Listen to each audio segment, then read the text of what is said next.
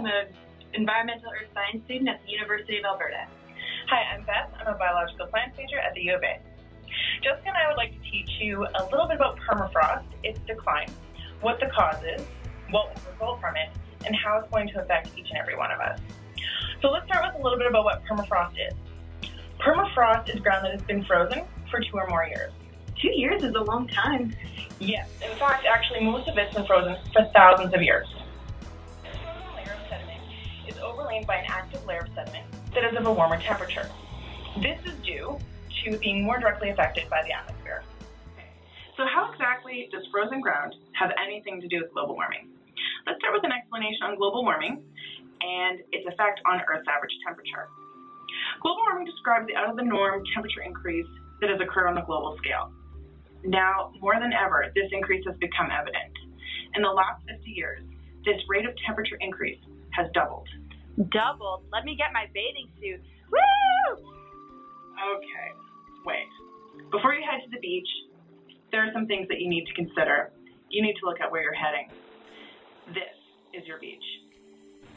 Well, I hope you like the look of the beach, because this is what your beach house is going to look like. And I certainly hope you're not planning to travel by train. The reality is that people have had to adapt to these environmental conditions. For example, houses have been built on stilts, pipelines have had to have been built on stilts, and highways have had to have been meticulously constructed to avoid damage like this. On economical terms, permafrost is a financial burden for individuals and governments. It is a long and narrow section of land that stretches into the Arctic Ocean. It's the northernmost point of Alaska, and it's composed of permafrost-rich gravel. It's actually subject to high rates of erosion from Arctic waves crashing into it, and this ultimately leads to the permafrost degradation. This area also hosts an ancient ceremony of Thule origin, which unfortunately has become threatened to be exposed and washed away into the ocean. Were given the task to excavate these burials, remove the bodies and transport them to a more stable site, and then keep any artifacts in order to learn more about the Thule culture.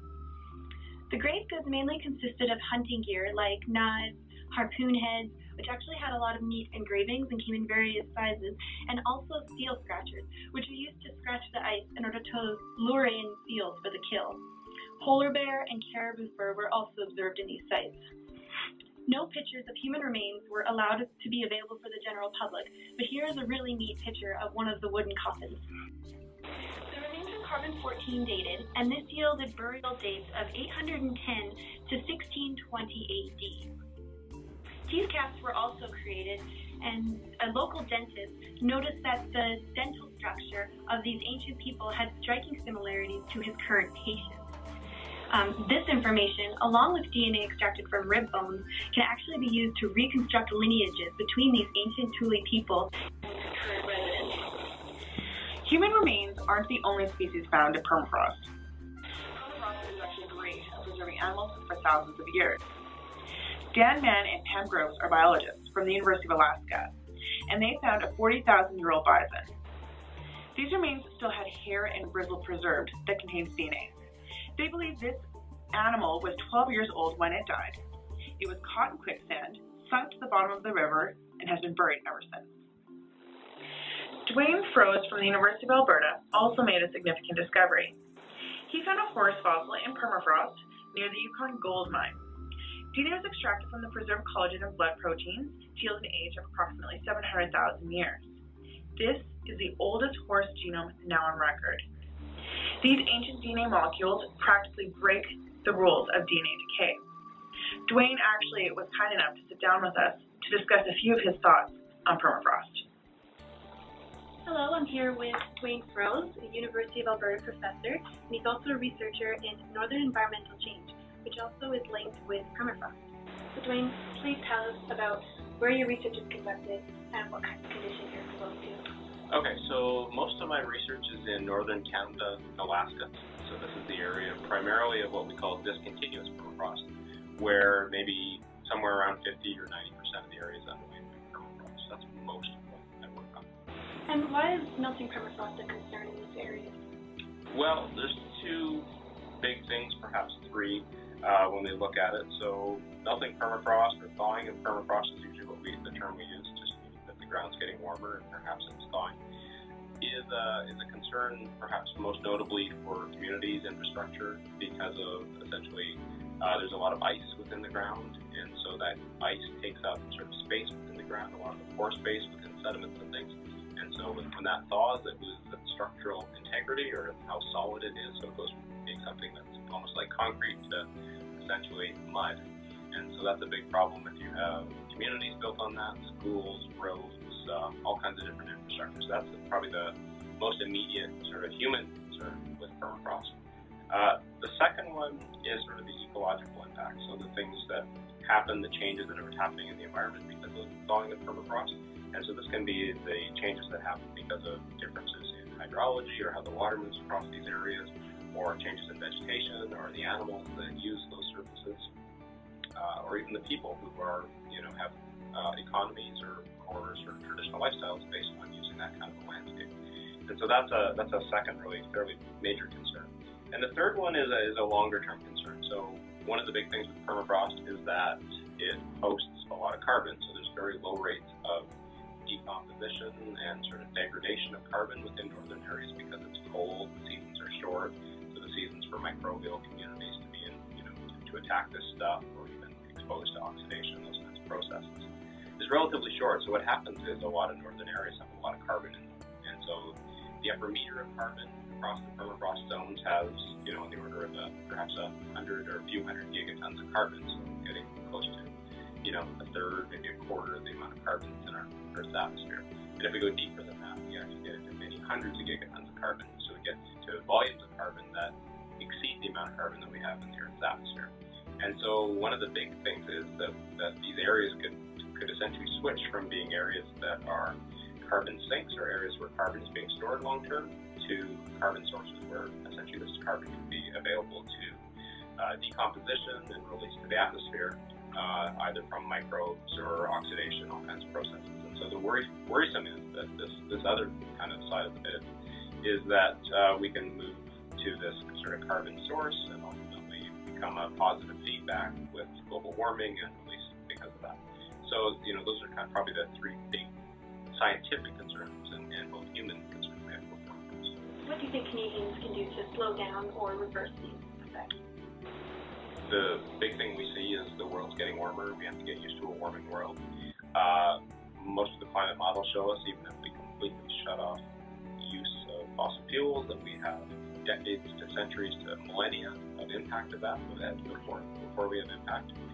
But the other thing they show us is that we need to act quickly to have the quickest turnaround, but also in some cases almost irreversible, to avoid irreversible sort of impacts.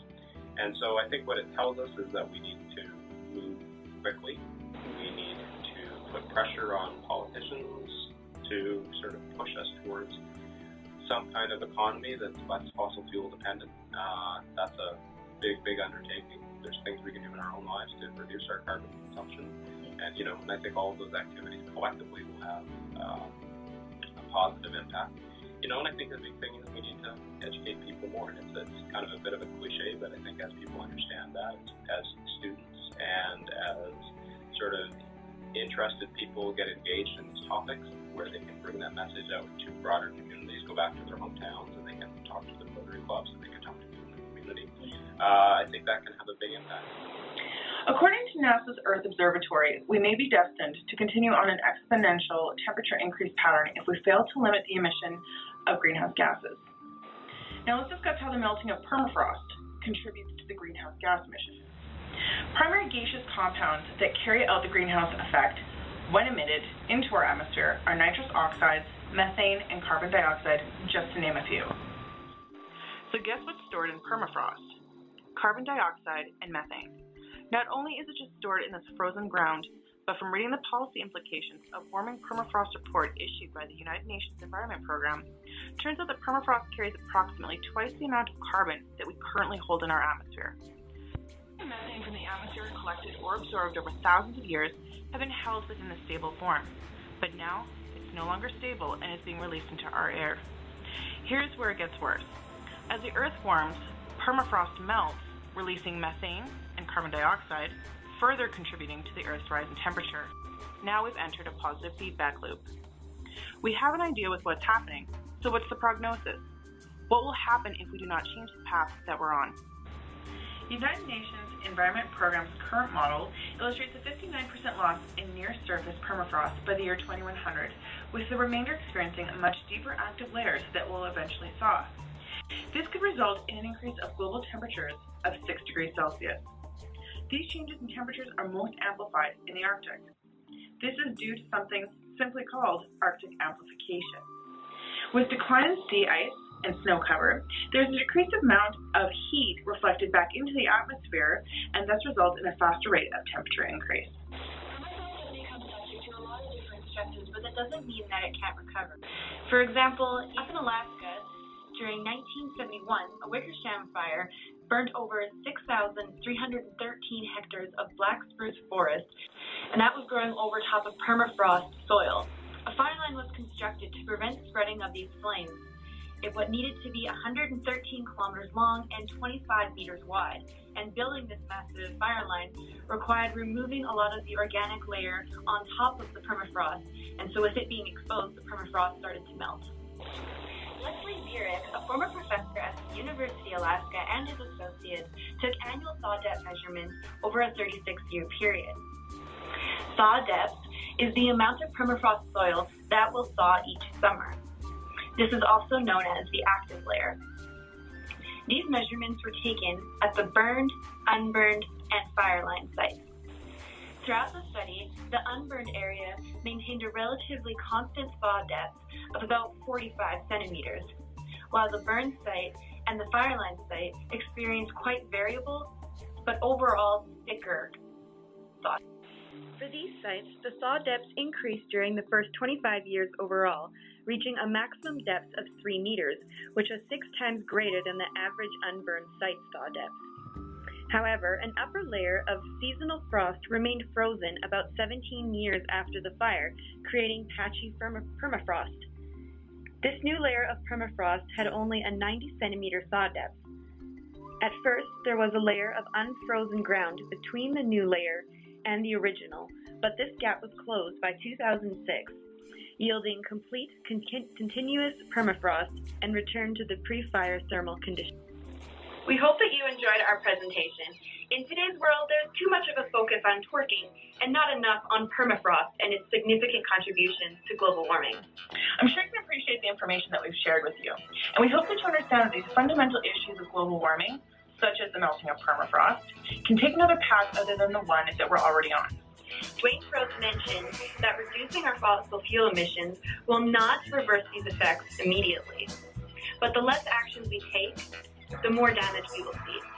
So take the train, ride a bike, recycle, carpool. If Kia can manage to fit 13 people into a tiny smart car, I'm pretty sure you can handle 2 or 3 extra people in your vehicle. If we do these things, maybe Mother Nature will stop being so mean to us and show us a little love.